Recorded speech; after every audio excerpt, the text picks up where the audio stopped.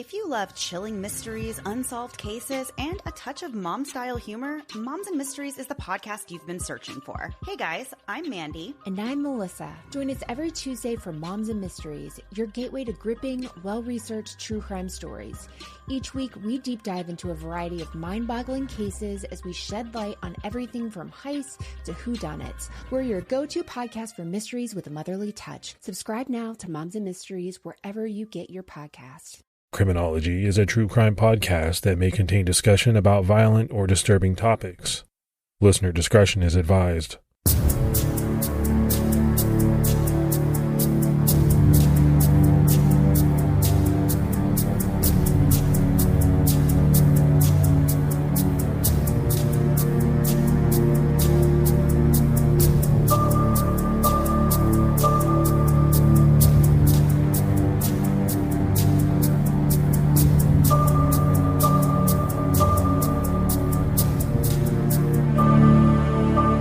Hello, everyone, and welcome to episode 159 of the Criminology podcast. I'm Mike Ferguson. And this is Mike Morford. Mr. Morford, what's going on with you? Not a whole heck of a lot. How about you? What's new? No, I'm doing pretty good. I recently taped an episode of Snapped. I'm pretty excited about that. I have no idea when it will air, but that was my first time ever doing something like that, and it was actually pretty cool. So you're becoming a TV star. You're abandoning the podcast. No, I definitely wouldn't say TV star, but you know how it is. They'll use 3, 4, 5 minutes or whatever it is of the 3 hours that you spent talking about the case, but it's pretty neat. Yeah, it's very cool. Look forward to watching that. Yeah, and when I get more information, I'll let everybody know when it is set to air. I assume it takes a while for them to put those together. We continue to see some really good Patreon support. Let's give our shout outs. We had Beth Jones, Gracie Popick, Melissa Foxtrot, Christine Cohen jumped out at our highest level. We had Roy Fulton and Carlos Elver. So that's a lot of great new support. We really appreciate it. Yeah, thank you to everyone that made the decision to support Criminology. We can't thank you enough. If anyone out there would like to help support the show, they can go to patreon.com/criminology. All right, Morph, it's time to jump into this case. And in this episode, we're talking about a killer who had a few different monikers: the Ripper, the Times Square Torso Killer, and I think as he was known to most, the Torso Killer. We're talking about serial killer Richard Cottingham. Cottingham earned the moniker the Torso Killer due to his MO of dismembering his victims and leaving nothing but a torso behind. For years, Cottingham has rotted in jail after being convicted of several murders, but he claims his victim count was much higher. And very recently, he has been connected to even more. Richard Francis Cottingham was born on November 25th, 1946. In the Bronx, New York. He had 2 younger siblings. Cottingham was raised by both of his parents, who remained married throughout his life. His family moved to Rivervale, New Jersey, when he was 12 years old, and he graduated from Pascack Valley High School in Hillsdale, New Jersey, when he was 18. The same year, 1964, he started working at his father's insurance company, Metropolitan Life, as a computer operator. He also took computer classes. When he was 20, he left Metropolitan Life and joined Blue Cross Blue Shield of Greater New York as a computer operator. On May 3rd, 1970, Richard Cottingham married his wife, Janet, at Our Lady of Lourdes Church in Queens Village, New York. They settled together in Little Ferry, New Jersey. Richard had long-term extramarital affairs, one from 1977 to 1980 with a woman named Barbara Lucas, and another from early 1980 until mid-May 1980 with a woman named Jean Connolly. On the surface, Cottingham seemed like a professional, but a flawed family man who was not faithful to his wife. But really, that was just the tip of the iceberg. No one knew what was simmering below the surface, and as it turned out, there were warning signs of how dangerous Cottingham could be. In September 1973, He was charged in New York City with robbery, sodomy, and sexual assault, but the case was dismissed. His criminal record before this event included an October 1969 DUI and a 1972 shoplifting incident. In October 1973, when he was 26 years old, Richard's first child, a son, was born. But the birth of this first child didn't temper his desire to commit crimes. In February 1974, Richard was charged again in New York City, this time with unlawful imprisonment and robbery. But the case was also dismissed. A year later, Richard, Janet, and their first child moved into a 3-bedroom home in Lodi, New Jersey. In March 1975, their second child, another son, was born. And in October 1976, their third and last child, a girl, was born. The growing family looked like many other normal families to outsiders, but a deviant rage was still growing inside Richard Cottingham. On September 23, 1978, Richard met a pregnant woman named Karen Schilt in New York City at a tavern. He was using the alias John Schaefer, and while she wasn't looking, he drugged her drink after offering Karen a ride home. Because she was very dizzy, he then offered her some sort of medicine in the form of a pill to help her feel better. As it turns out, the medicine was a barbiturate, and it caused Karen to lose consciousness. Richard then attacked and sexually assaulted her. He dumped her nude but alive in a sewer near the Ledgewood Terrace Apartments in Little Ferry, New Jersey. A police officer named Raymond Auger of the Little Ferry Police Department spotted Karen and rushed her to the hospital, and she survived the attack. On October 10, 1978, Richard Cottingham met Susan Geiger, a sex worker, who was also pregnant at the time. He used the alias Jim and offered her $200 for sex, but she declined because she had plans. She gave him her number instead. The next day, on October 11th, Richard called her for a date, and he ordered her a screwdriver, which he drugged.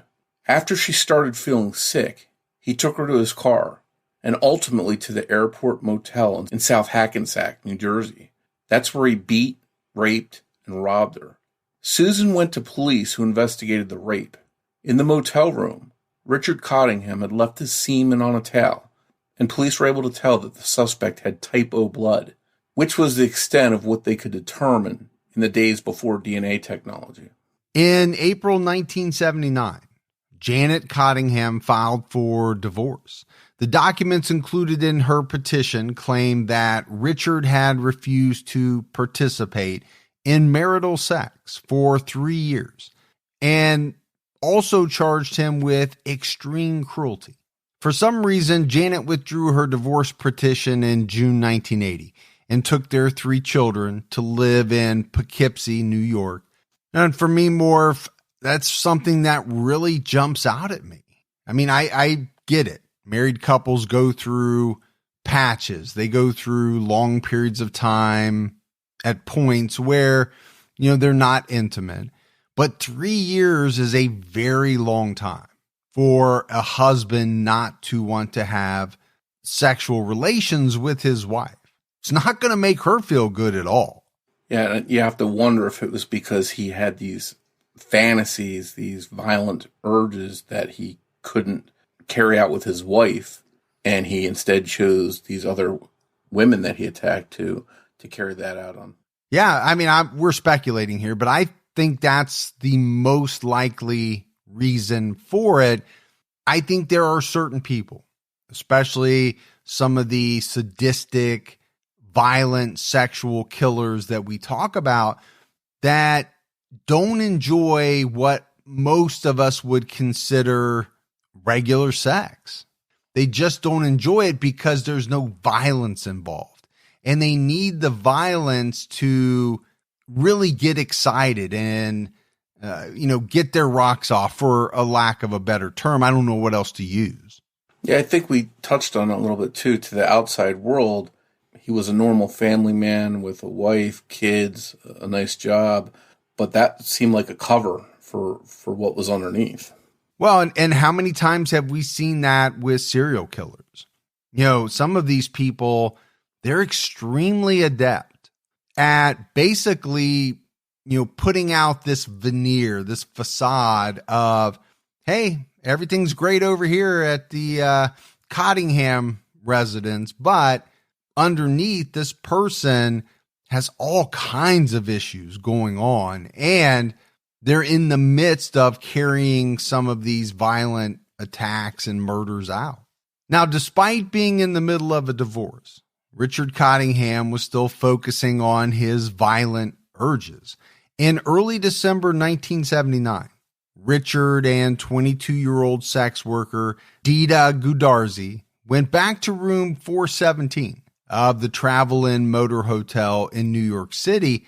She had last been seen when she left her Trenton, New Jersey residence for New York City, where she worked, on November 30th, 1979, just before she met up with Richard Cottingham. On December 2nd, firefighters responded to an alarm at the New York City Travel Inn Motel. They were responding to a fire in room 417. Firefighters were greeted by a smoke-filled room, and visibility was poor. One of the firefighters, James Rogers, spotted what appeared to be two unconscious nude women lying on one of the room's two beds, and he picked one of them up and carried her outside. It was only after he prepared to do CPR that he realized the woman had no head. She was also missing her hands. When firefighters removed the second woman, they determined that she too was missing her head and hands. Police were called in as well as a medical examiner, who determined that both women had been severely beaten and stabbed before being mutilated. Toxicology reports showed that both of the women had been sedated. Investigators were able to verify that one of the dead women was Dita Gudarzi. The other woman in the hotel room was never identified. Dita's clothes, as well as Jane Doe's clothes, were found folded in the hotel bathtub. Their shoes were placed on top of their folded outfits. Dita's jewelry, as well as the heads and hands of both women, were never recovered. There was evidence of rape, sodomy, and torture found during both autopsies. All that is known about Jane Doe is that she was 110 pounds, about 16 to 22 years old, and she had been wearing a burgundy mohair sweater, black patent leather boots, and a pair of Bonjour jeans. 4 days before Dita and Jane Doe were found in room 417, a man in his 30s with sandy hair had signed the hotel register as Carl Wilson of Merlin, New Jersey. Police quickly found out that there was no town in New Jersey called Merlin, and Carl Wilson was likely not the real name of the man who booked the room. The man using the name Carl Wilson put up a do not disturb sign, and hotel staff never saw him again. A witness named Peter Vronsky claimed to have been getting on the hotel elevator as a sweaty, distracted man holding a large bag or suitcase got off. The man's bag bumped Vronsky's leg. Vronsky made it up to the floor of his room only to smell smoke and see soot floating around in the hallway. Vronsky later identified the man on the elevator with him as Richard Cottingham. Cottingham had fled with the heads and hands of both women after murdering them and starting the fire. It's reported that he actually was pulled over by police while fleeing the scene. Richard was asked about why he was driving at 3:30 a.m., but he wasn't asked about the large bag in his car, and police let him go. Richard had narrowly escaped and was free to continue killing. On May 12, 1980, Cottingham picked up another sex worker, Pamela Weisenfield, in New York City and drove her to Teaneck, New Jersey, where he attacked her. He drugged her, sexually assaulted her, bit her, and beat her. She was found in a parking lot the next morning and taken to a local hospital where she was treated and survived. Just 10 days later, on May 22nd in Manhattan, Richard Cottingham met Leslie Ann Odell, an 18-year-old sex worker who had just moved to New York from Washington State 4 days earlier. Richard offered to pay her $100 for sexual favors. They checked into room 117 of the Quality Inn in Hasbrook Heights, New Jersey. Cottingham told Leslie that he would massage her, and when he rolled her onto her stomach, he threatened her with a knife and quickly handcuffed her. He began to torture her, and he bit her as he raped and sodomized her. The Quality Inn staff heard Leslie Ann Odell's screams coming from the room, and they called the police. Police arrived quickly and headed to Cottingham's room and ordered him to open the door, interrupting his attack on Leslie. Richard tried to flee, but police arrested him in the hotel's hallway. He claimed that everything that happened was consensual as part of what he paid Odell $180 for. Authorities found handcuffs, a gag, 2 collars, a switchblade, replica pistols, and prescription barbiturates, and benzodiazepines, which are sedatives. When investigators searched Richard Cottingham's car, they found items belonging to multiple murder victims in the trunk, but they didn't know at the time that he was a serial killer. Police then went to the basement apartment of the house that he lived in with his estranged wife in Lodi, New Jersey, looking for more clues. Writing found in his room also matched the receipts from the hotel.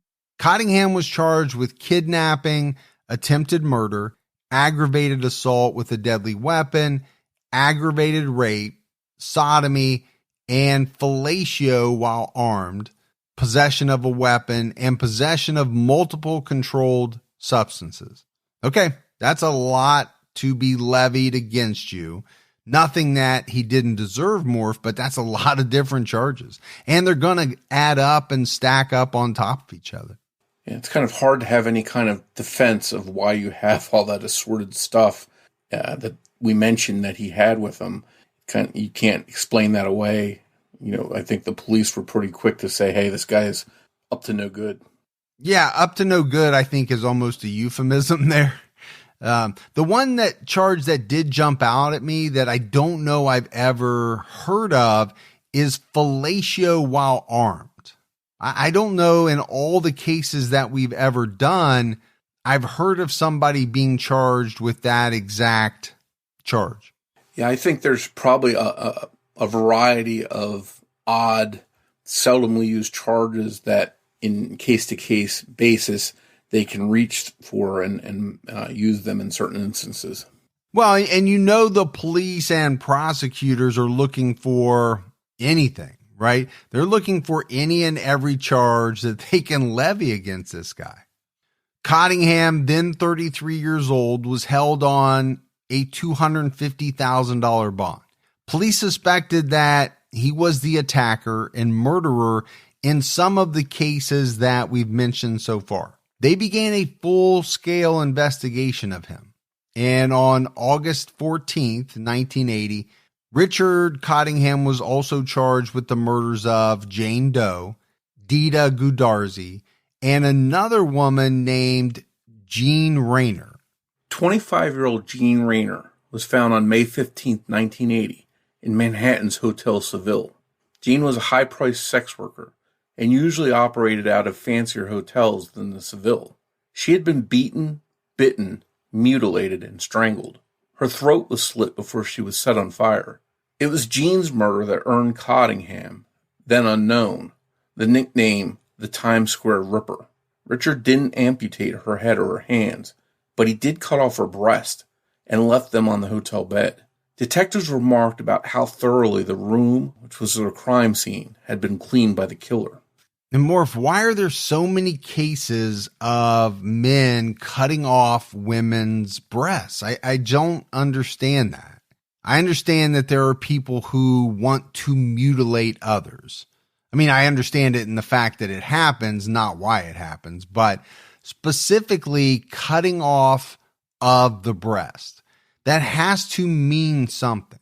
Does it mean that the killer was upset with their mother, they had mommy issues, and therefore they're drawn to that part of the body because of what it represents? I mean, I'm just kind of speculating here, but we see it time and time again. Yeah, the mommy issue thing was what I was thinking when I first saw that, and I think we need some heavy-duty experts to really weigh in explain some of those mommy issues and why a lot of these killers seem to have them. But to me, that makes the most sense that it's something along those lines that you just mentioned. While Richard Cottingham was dubbed the Times Square Ripper for the murder of Jean Rayner, it was Dita's murder, as well as the murder of a still unidentified woman in the same incident, that earned Cottingham the moniker of the Torso Killer. While he was waiting for trial, authorities and prosecutors were able to link Richard Cottingham to other murders and assaults based on the things he did and the tools he used, as well as the locations of the incidents. On September 15th, 1980, two surviving victims, sex worker Susan Geiger and cocktail waitress Karen Schilt, identified Cottingham in a police lineup as the man who had attacked them. 2 days later, he was indicted on 21 counts involving the murder of another woman named Valerie Street. 19-year-old Valerie Ann Street was found on May 5th, 1980, in the Quality Inn in Hasbrook Heights, New Jersey. This is the same hotel that Leslie Ann Odell was rescued from just 18 days later. Valerie had traveled to New York from Florida less than a week earlier. Other sex workers had last seen her around 1 a.m. on May 3rd at the corner of 32nd and Madison Avenue. Valerie was found handcuffed very tightly, and there were traces of adhesive from tape on her mouth. Her cause of death was asphyxiation, and before her death she had been bit and beaten. She was stuffed under a bed at the Quality Inn. A maid was vacuuming under the bed when she felt the vacuum hit something. The room had been very thoroughly cleaned, but there was a partial fingerprint on the ratchet of the cuffs that were still on Valerie's wrist. A pair of her earrings and a stuffed koala that belonged to Valerie were found in Cottingham's room when authorities searched it following Leslie Odell's attack. And that's what linked Cottingham to Valerie's murder. On June 6, 1980, Cottingham testified in his own defense at trial. He recounted being fascinated with bondage since he was a child, but denied getting pleasure from hurting others. He also denied knowing any of the women he was accused or suspected of harming or killing other than Leslie Ann Odell. He must have known. There was no way around the fact that police literally caught him leaving the room they found her handcuffed and beaten in. Leslie testified that Cottingham threatened her with a gun, and she later grabbed it and tried to use it against him, only to realize that it was fake. On June 11th, 1981, Richard Cottingham was convicted on 15 of the 21 felony counts in the murder of Valerie Street and the assaults on Karen Schilt, Pamela Weisenfield, Susan Geiger, and Leslie Odell. On June 14, 1980, while at the Bergen County Jail in New Jersey, Richard Cottingham tried to take his own life by drinking 6 ounces of liquid antidepressant.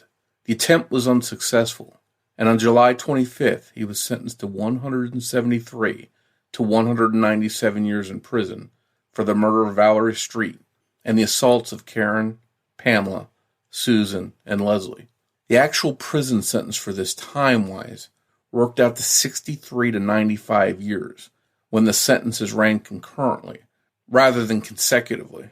Despite Cottingham being convicted of all these attacks, police felt that there were still other victims of his out there. It's interesting, Morf, because, we've been doing a number of cases on Criminology and some of my other podcasts where sometimes we rail against these sentences that we consider to be very light, right, for what the crimes were and how serious they were. This is a sentence that I really can't argue with. 63 to 95 years in jail most likely means that a person is going to die there. Now, you could make the argument that these should have been consecutive rather than concurrent, and that would ensure that Cottingham would never get out. But, all in all, I've seen way too many cases where someone murdered someone and, they got let out in 7 years. Okay, I have a serious problem with that. This one, I can't argue with it all that much. Yeah, I think we've covered cases in the past where you come across dangerous men like this guy was that have this arm-long record of assaults and sexual attacks, and somehow they're still walking free, and we question that. Here it seems like they did punish this guy pretty hard. I would like to see them, really stack these things so that he is guaranteed to never get out, as you mentioned. And I don't know legally what the process is for deciding which way to run these sentences. Maybe one of our listeners out there has some answers on that. Oh, I'm sure they do. We have a lot of very intelligent listeners. We have a lot of listeners who have very impressive backgrounds related to the criminal justice system, and we hear from them all the time. My thought is there's probably some variances by state, and obviously over the years things change, and maybe some of that is up to the discretion of the judge, whether things run concurrently or consecutively. But again, I think the bottom line for me is I'm not outraged by the sentence, as I am in many of the cases that you and I talk about, because it never fails that, at least with the killers that we're discussing, they're let out very early and they go on to commit additional very heinous crimes. And that really bugs me. As we mentioned, police suspected that Cottingham had other victims and was responsible for additional crimes. 27-year-old Mary Ann Carr, an X-ray technician, vanished in December 1977. She was last seen just before 8 p.m. on December 15th in the parking lot of the Ledgewood Terrace Apartments in Little Ferry, New Jersey, where she lived with her husband. This was the same apartment complex where Karen Schilt was discarded by Cottingham in 1978 after he attacked her. Witnesses saw Mary Ann Carr standing near her car with a white male described to be between 28 and 32 years old. At the time, Cottingham was 31 years old and also lived in the Ledgewood Terrace Apartments with his family. Family members searching for Mary found that her apartment door had been left unlocked. They had a feeling that something bad had happened to her, and they wouldn't have to wait long to find out exactly what had happened. The next day, on the morning of December 16th, Mary Ann Carr's body was found next to a fence in the parking lot next to the Quality Inn in Hasbrook Heights, New Jersey, the very same hotel where Valerie Street had been murdered and that Leslie Ann Odell had been rescued from. Carr's shoes, purse, and coat were missing. She was wearing a white nurse's uniform consisting of pants and a short-sleeved shirt. Her wrist and ankles bore signs of having been bound with handcuffs. Mary Ann had been beaten very badly, and there was adhesive from some type of tape found on her face and mouth. She had been killed by asphyxiation due to the tape on her mouth, as well as having something, either a wire or cord, or perhaps a nylon stocking, tightly wrapped around her neck. The mark from this was still on her body, but the weapon was not found with her. There was a slit in the thigh of her pant leg above the knee. The key to Carr's apartment was found when authorities searched Cottingham's home after he attacked Leslie Odell. So officials charged Cottingham with Mary Ann Carr's murder, and they took him to trial. While being escorted to his cell in February 1982, Richard Cottingham collapsed and was later diagnosed with a duodenal ulcer. But sick or not, Richard Cottingham wasn't content to sit in jail.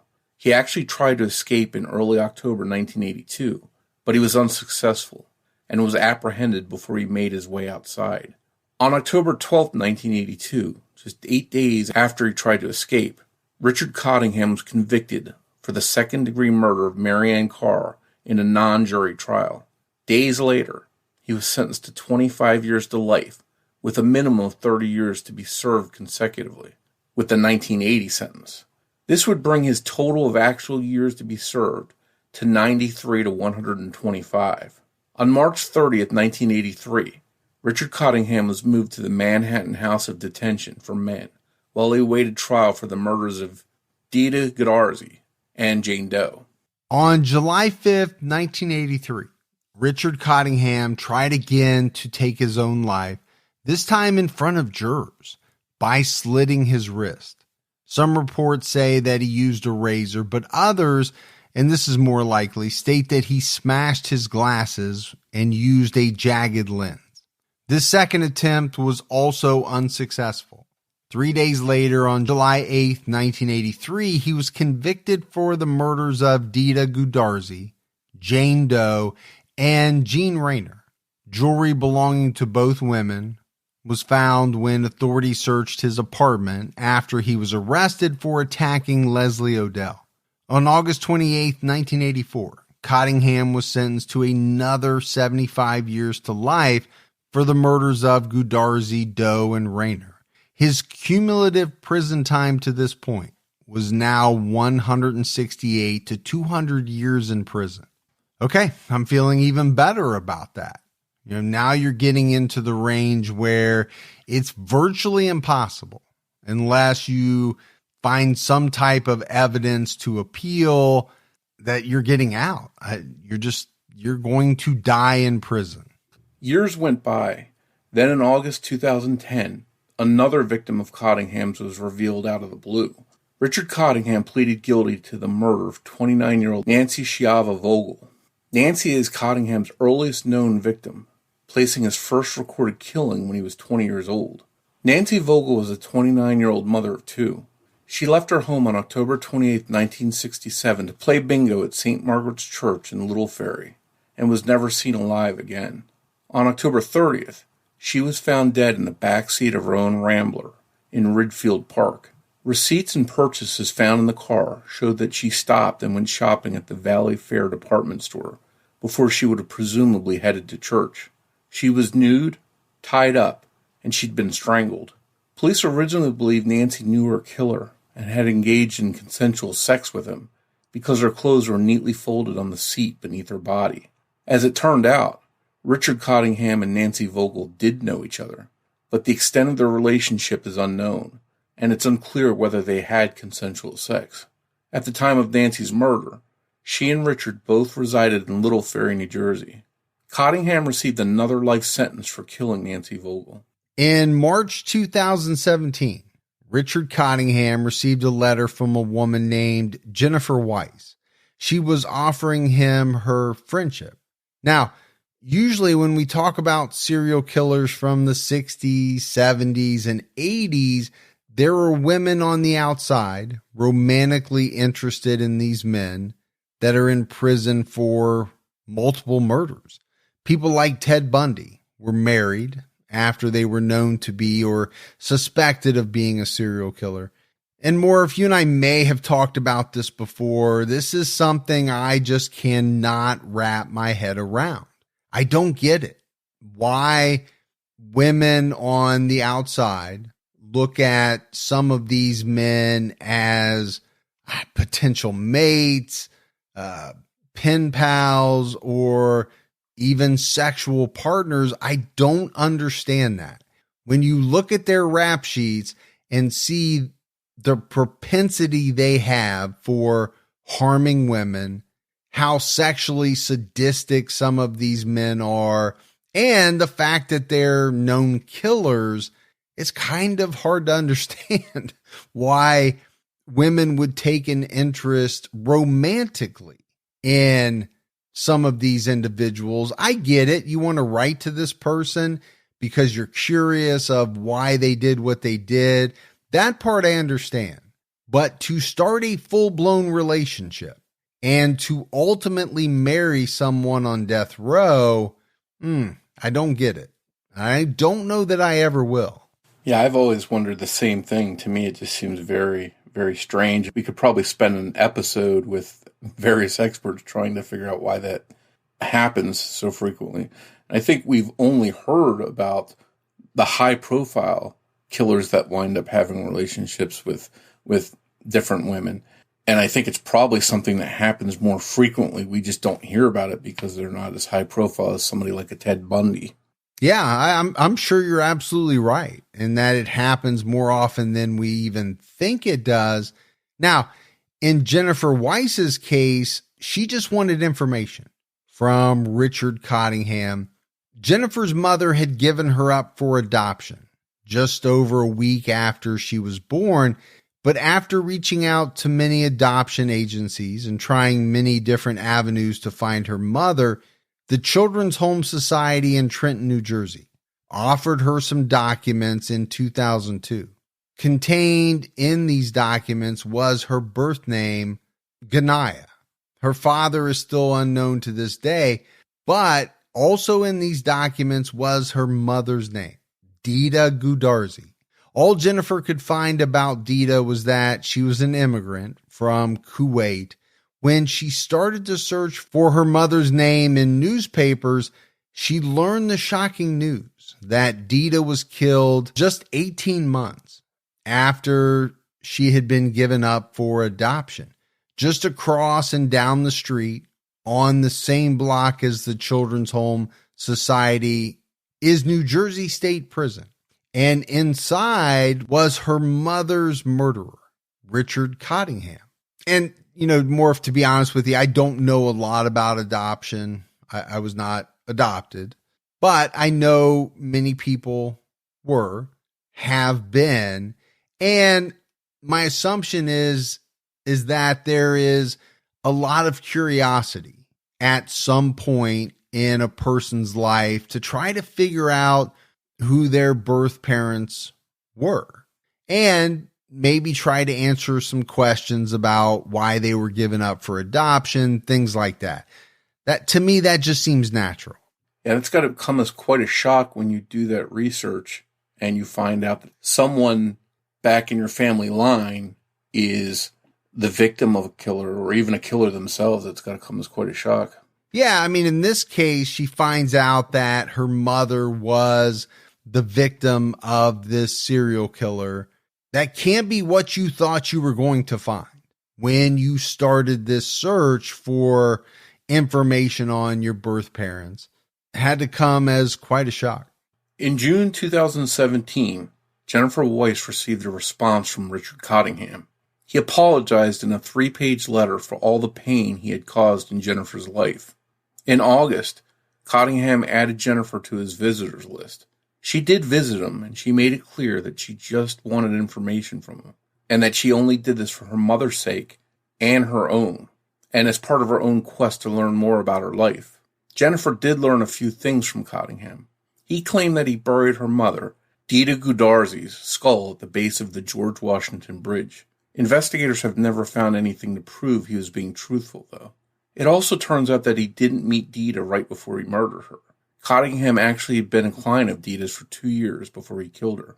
Like Jean Rayner, Dita was known to be a high-class escort and was usually working in classier, fancier hotels than the Travel Inn Motor Hotel.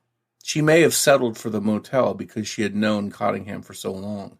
It was a lot for Jennifer to take in, and hopefully she's been able to process all of this information. Well, yeah, I mean, let's face it. It's a lot to find out. I don't know when she learned that she was adopted, but obviously in a pretty short period of time, she found out the news that her mother was murdered. She was a sex worker who was murdered by Richard Cottingham. And then she actually began talking to him, communicating with him, and found out even more information. It's a lot to process. In January 2020, Richard Cottingham made even more confessions. He claimed he had killed Jacqueline Harp, Irene Blaze, and Denise Falaska. He was not tried for their murders, but their cases were, quote, exceptionally cleared and closed as police believe he was being honest. On July 17th, 1968, Cottingham saw 13-year-old Jacqueline Harp walking home from band practice late at night in Midland Park, New Jersey. She was last seen around 9:50 p.m. on her way home.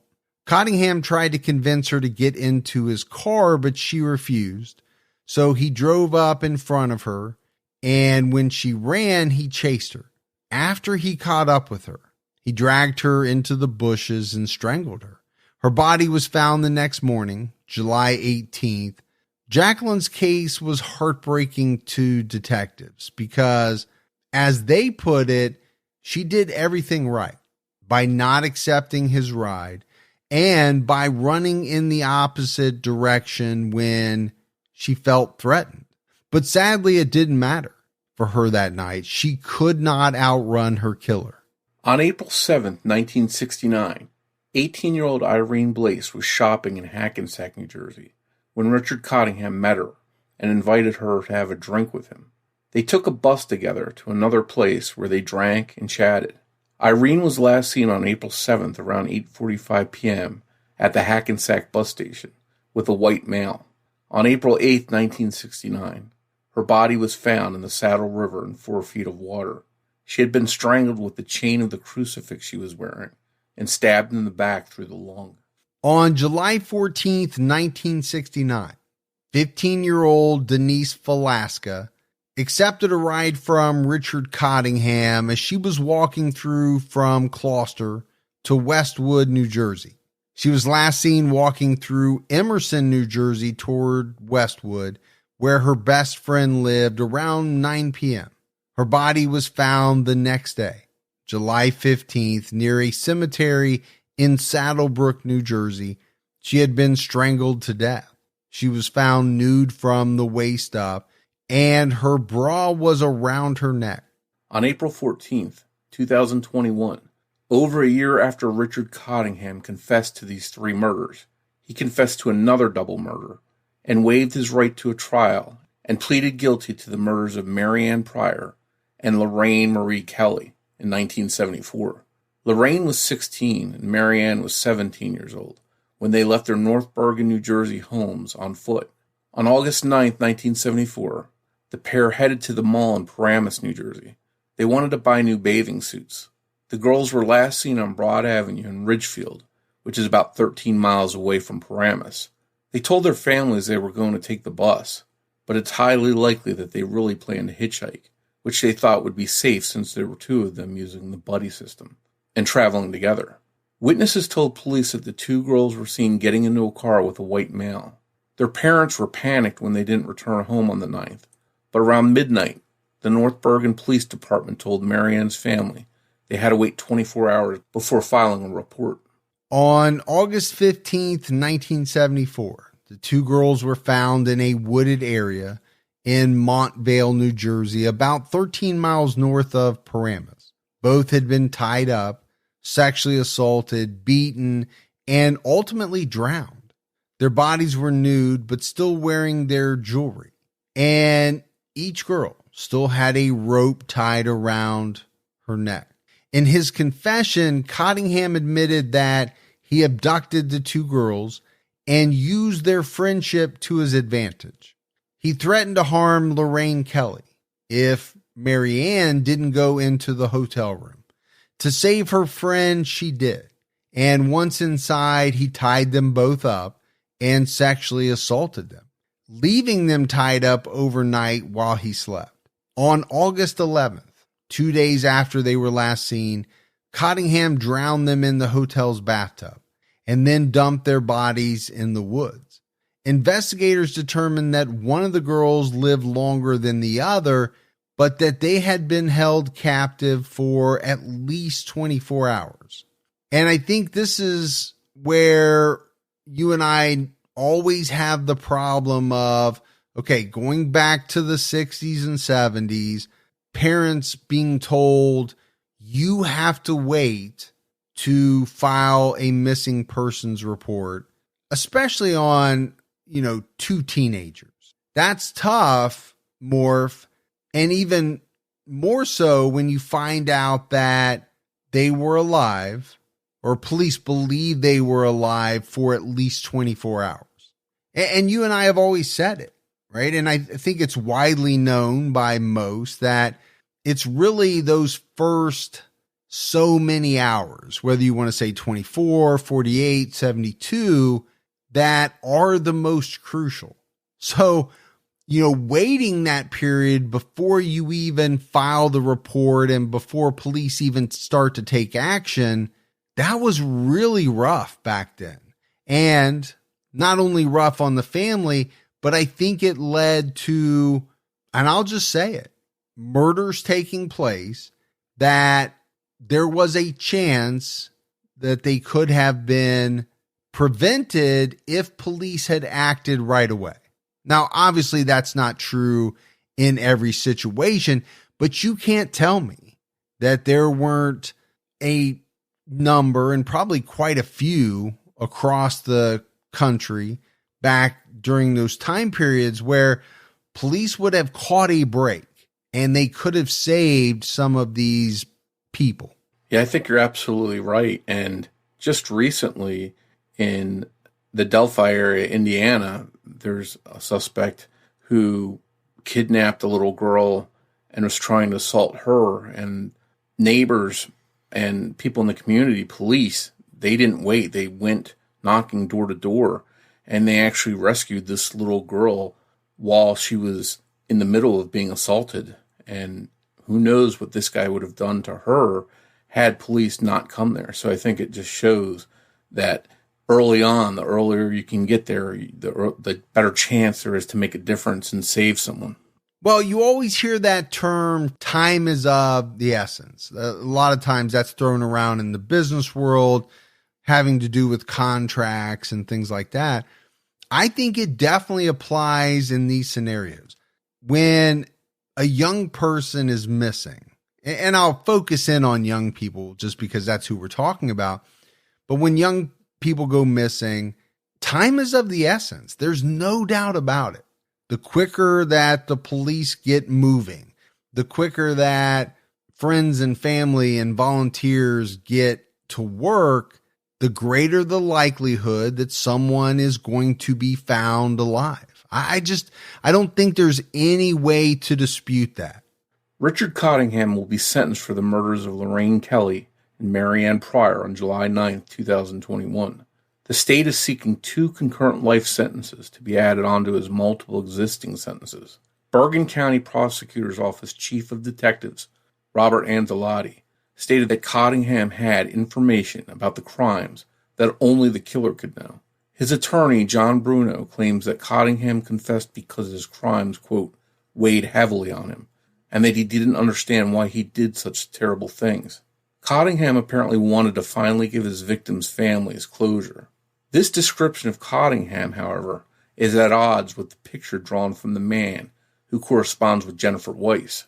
The Richard Cottingham that was revealed through Jennifer Weiss's correspondence with him is one who simply didn't care about other people or their pain.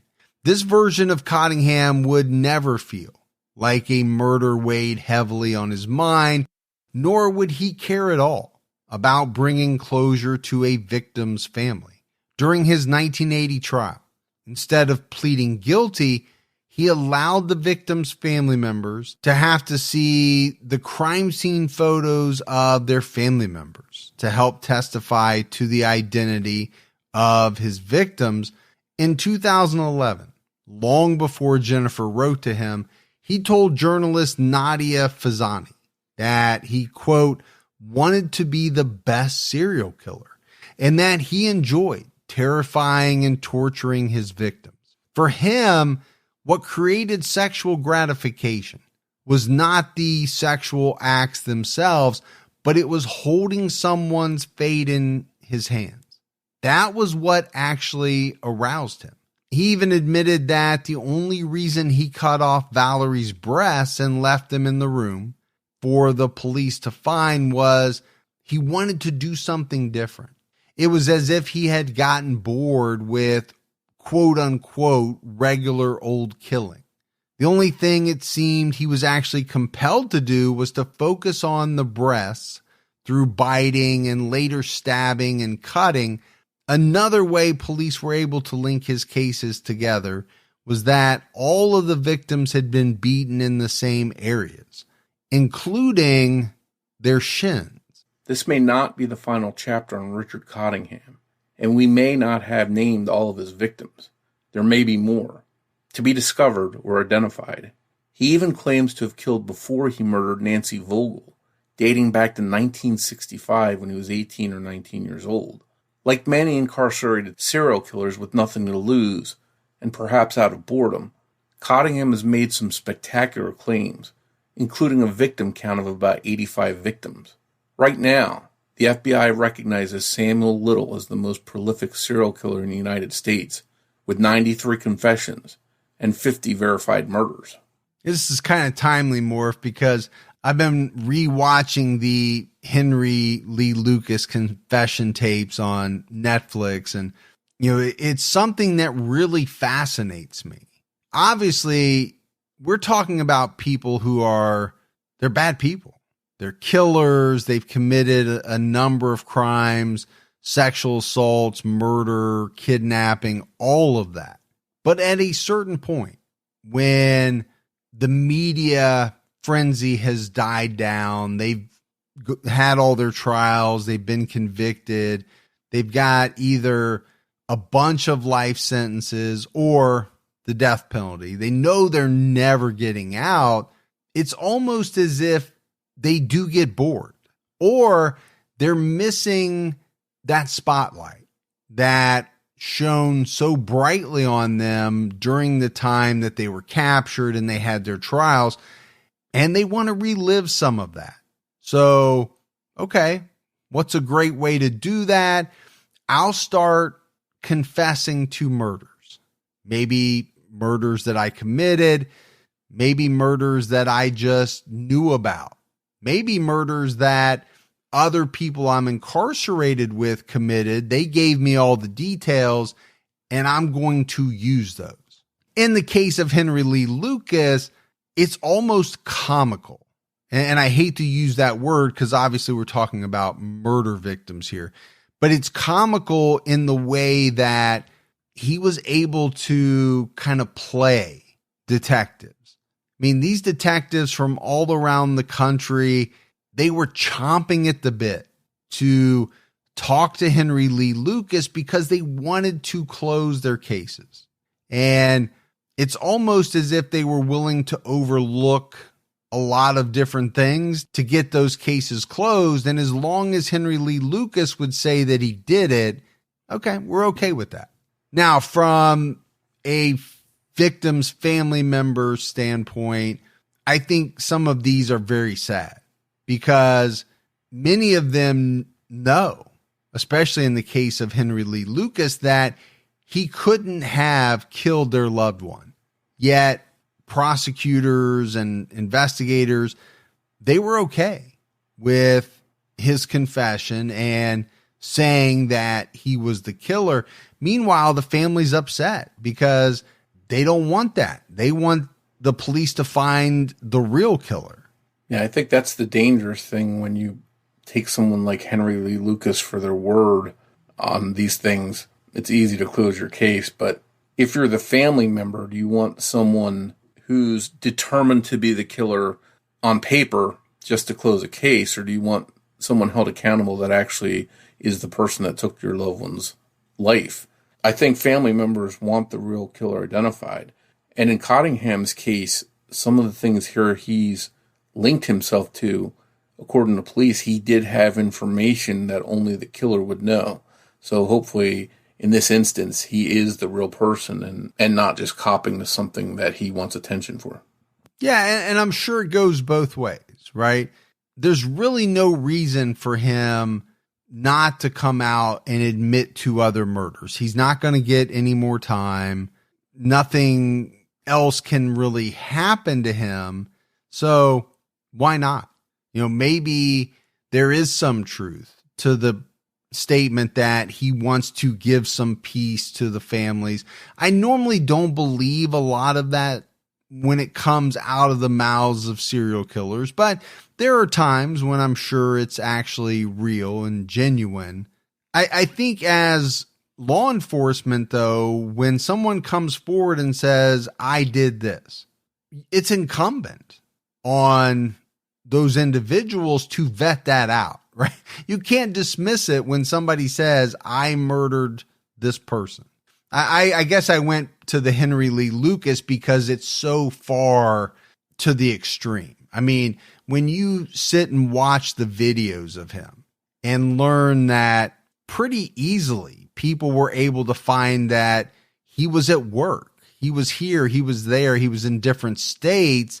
Well, investigators could have found that out too. They just didn't care. They were happy to close their case. Before he confessed to the murders of Lorraine Kelly and Marianne Pryor, Richard Cottingham would have been eligible for parole in August 2025. Now, that's a little hard to believe, right? At one point, we talked about the fact that he had 168 years minimum. Somehow that later turned into 44 years before he would be eligible for parole. His 1980 sentence alone should have guaranteed 63 years in prison. So, you kind of have to look at it and wonder why. However remote, there would be some chance of this guy getting out of prison. With the two newest confessions last month, it's now basically certain that with his age, he's going to be 75 this year, that he will never make it out of prison alive. Now, my thought about that is, okay, yeah, technically, would he have been eligible for parole? Yes. Would they have let him out? No way in hell. And I think a guy like Richard Cottingham would have known that and would have factored that in deciding to confess to more murders. He would have known that he would go before the parole board. They would look at the totality of what this guy had done and say, there's no way in hell we're letting this guy out. So I think from his point of view, I doubt that he thought he was jeopardizing his chance to be a free man. I really do. Yeah, it seems like he had nothing to lose by admitting to these other crimes. On the other hand, I wonder if he had anything to gain from it, any, extra brownie on his lunch plate or something like that. Was there something else offered? We don't know that. Yeah, I think, that's not always publicized.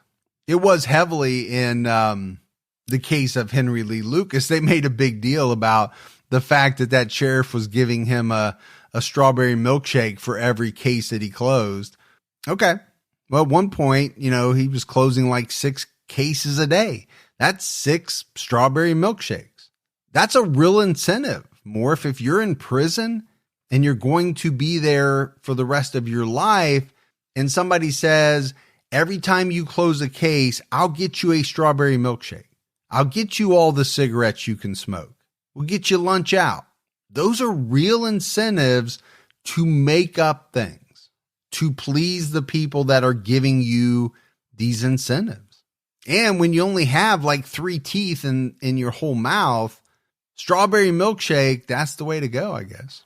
You're not going to be chewing up any ribeyes, I don't think, with those 3 teeth. You're going to be doing a lot of gumming. Let's put it that way.